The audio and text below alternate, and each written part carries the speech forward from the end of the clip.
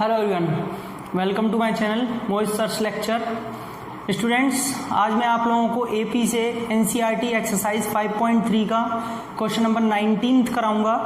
इससे पहले मैंने 18, 17 सारे क्वेश्चन अपलोड कर दिए, आप मेरी प्लेलिस्ट में देख सकते हैं और मेरे डिस्क्रिप्शन में आप चेक कर सकते हैं। मैंने आप लोगों को काफ़ी सारी लिंक्स दी हैं जहां पर आप मुझे ज्वाइन कर सकते हैं।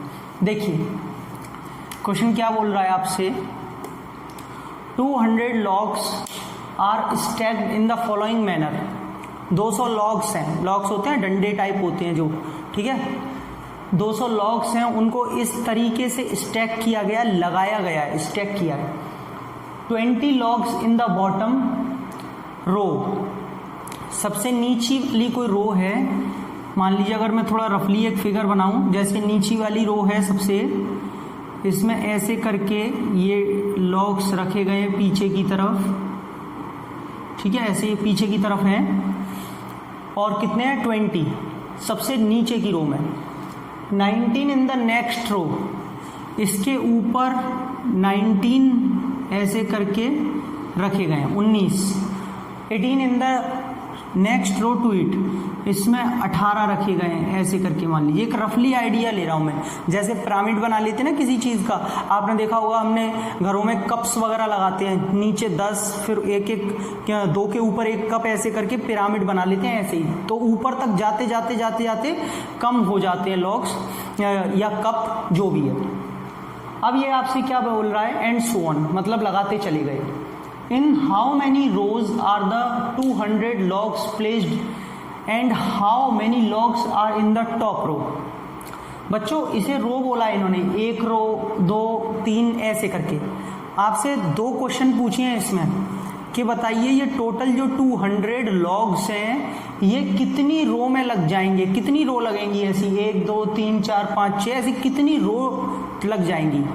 और सबसे ऊपर वाली टॉप वाली रो में कितने लॉग होंगे, कितने डंडे होंगे, ठीक है। ये 2 क्वेश्चन आपसे पूछे हैं।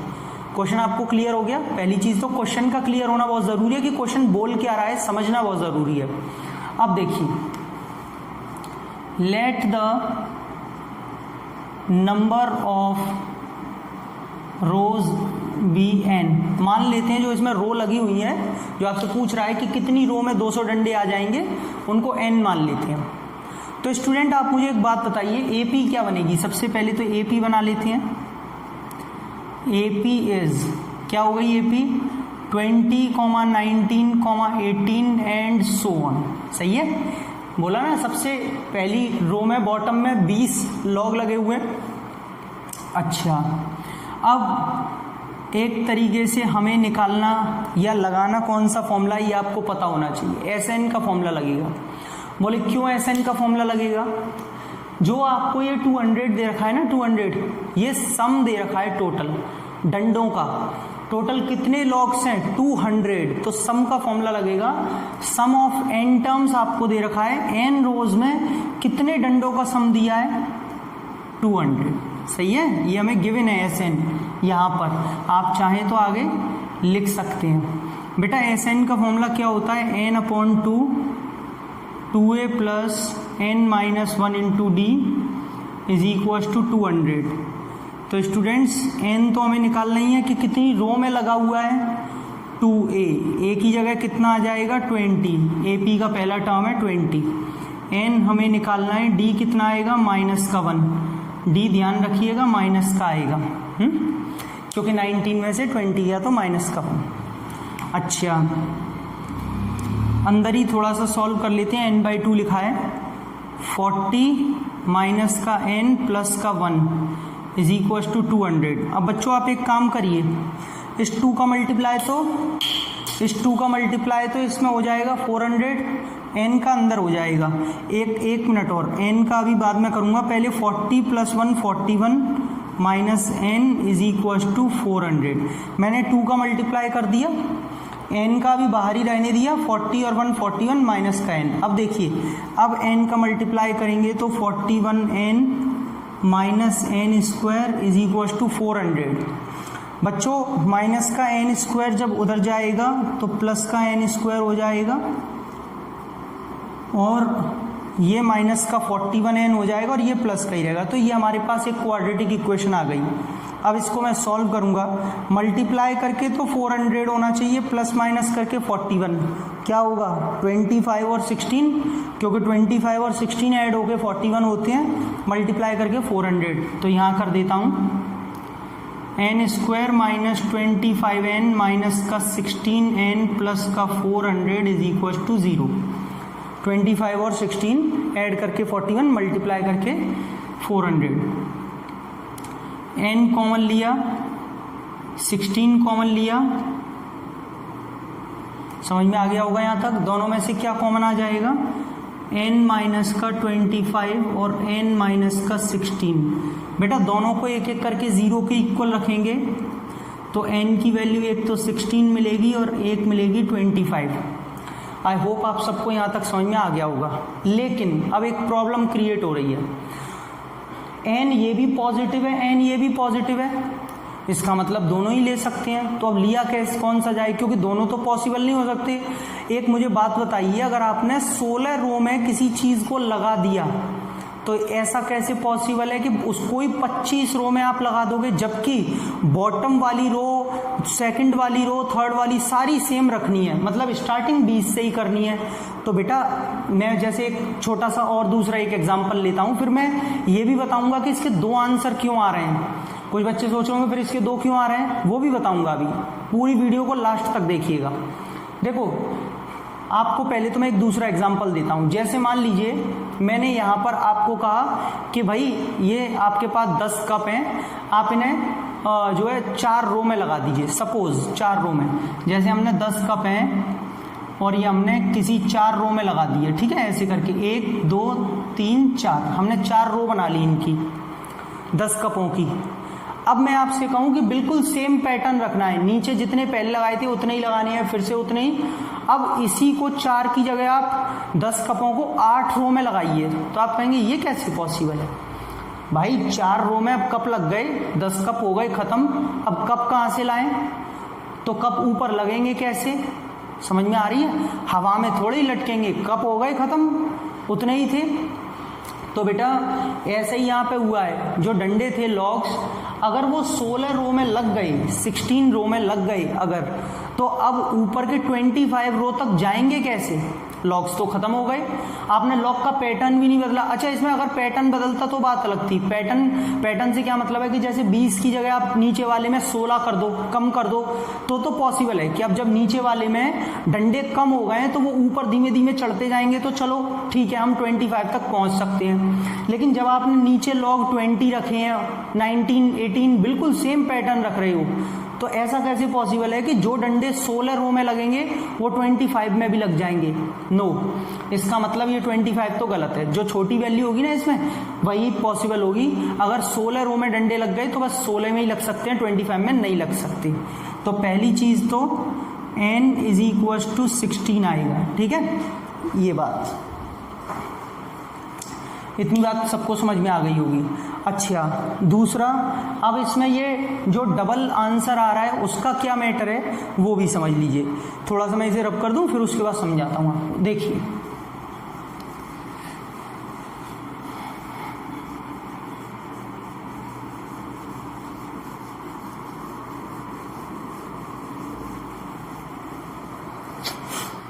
ये आप एपी देख रहे हैं, एपी ये डिक्रीजिंग मैनर में, अगर मैं थोड़ा सा आपको, आपका टाइम तो जाएगा लेकिन मैं आपको बना के दिखा देता हूँ और आपको सारी चीज़ें समझ में लेकिन तभी आएंगी।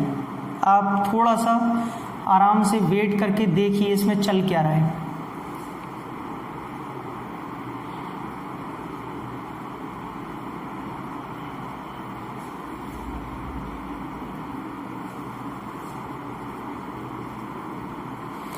अगर मैं ये 25 टर्म्स लेता, क्योंकि 25 आ रहा है ना, मुझे 25 वाले का रीजन देना है कि 25 क्यों नहीं ले सकते। पहले टर्म्स आप देख लो कितने हो गए, 1 से लेके 20, 21, 22, 23, 24, 25, सॉरी ये नहीं आएगा, ज्यादा हो गया, ठीक है। अब देखिए बच्चों, अगर ये एपी यहां से चालू हो रही है और नीचे घटती हुई जा रही है, 1 डिक्रीज हो रही है, मैंने पूरे 25 टर्म्स अगर मैं ये लेता तो क्योंकि एपी डिक्रीजिंग है इनका हो क्या रहा है, ये जो सम करेंगे ना सम, क्योंकि कोई बच्चा ऐसा आंसर पूछ सकता है कि सर अगर इसमें n 16 पॉसिबल है 25 पॉसिबल नहीं है, तो फिर ये कैसे हो सकता है कि 25 टर्म्स का सम भी 200 आ रहा है और 16 टर्म्स का सम भी जो है 200 आ रहा है, ऐसा कैसे पॉसिबल है? वो इसीलिए पॉसिबल है क्योंकि यहाँ पर माइनस के काउंटर पार्ट्स कट रहे हैं, माइनस के प्लस से यहाँ पे कैंसिल हो रहे हैं। ये देखिए बच्चों, जब आप इनको ऐड करेंगे ना 25 टर्म्स को, तो इनको ऐड करने पे माइनस प्लस के कट रहे हैं, तो भी सम पूरा का पूरा 200 है। और अगर आप इसमें 25 ना लेके सिर्फ 16 टर्म्स लेते, मतलब यहां तक लेते, इतना ये वाला पार्ट आप लेते ही नहीं, ये लीजिए, अगर 16 टर्म आप लेते तो अभी भी ये सम 200 ही आ रहा है। समझ में आ रहा है मैं क्या बताना चाह रहा हूं? 16 टर्म्स लिए हैं तो भी सम 200 है, जोड़ के देख लेना इन्हें, और 25 टर्म ले रहे हैं तो भी सम 200 है। क्यों?